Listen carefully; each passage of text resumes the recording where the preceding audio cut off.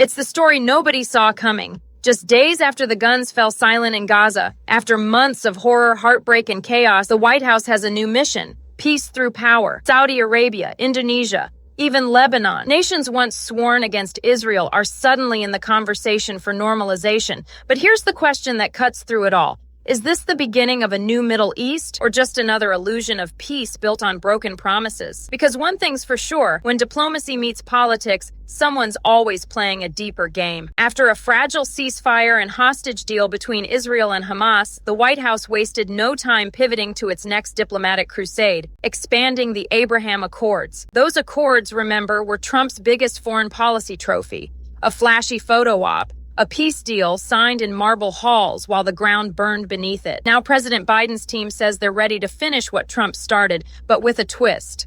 A senior official told reporters there's a lot of positive momentum. Hopefully this will expand the accords to really change the tone in the region. Change the tone. But whose tone and at what cost? Let's break it down. Under phase 1 of the ceasefire, Israel begins drawing down troops, but still occupies over half of Gaza. Hamas has 72 hours to release the remaining hostages, living or dead. And the U.S.? Up to 200 American troops are now headed to Israel to oversee the truce. The White House calls it a peacekeeping effort. Critics call it a dangerous precedent. Another American footprint in a conflict we were supposed to be stepping back from. Saudi Arabia, meanwhile, is playing hardball. They want normalization. They're demanding progress toward a Palestinian state and a formal U.S. defense guarantee. And here's where the stakes skyrocket. If the U.S. gives that guarantee, it's not just a handshake, it's a promise that American soldiers could one day be drawn directly into another Middle East war. That's not diplomacy, that's risk disguised as progress. And let's not forget, in this entire framework was born under Trump. The Abraham Accords,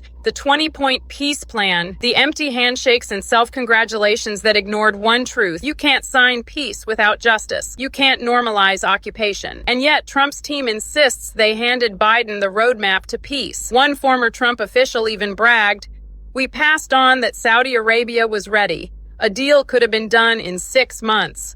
6 months.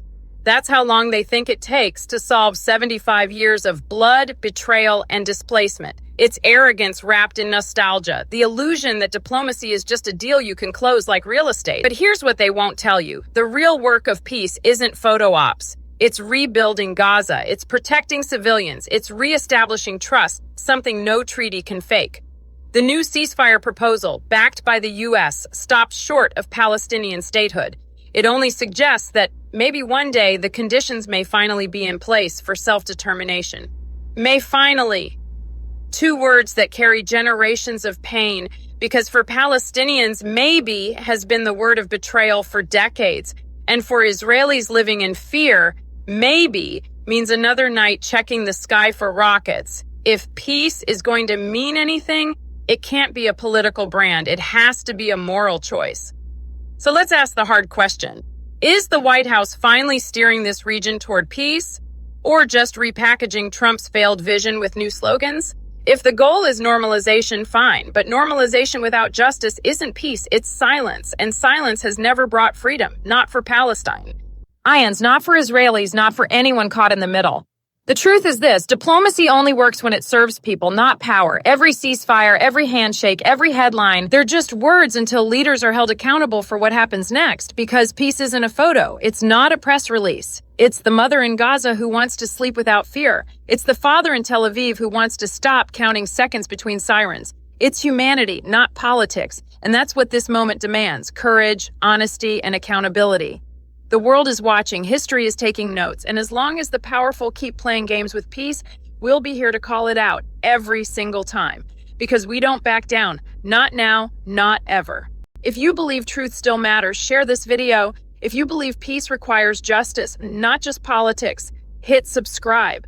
And let's keep fighting for the future they keep promising but never delivering. Because this isn't just about the Middle East. It's about who we are and what kind of world we choose to build next.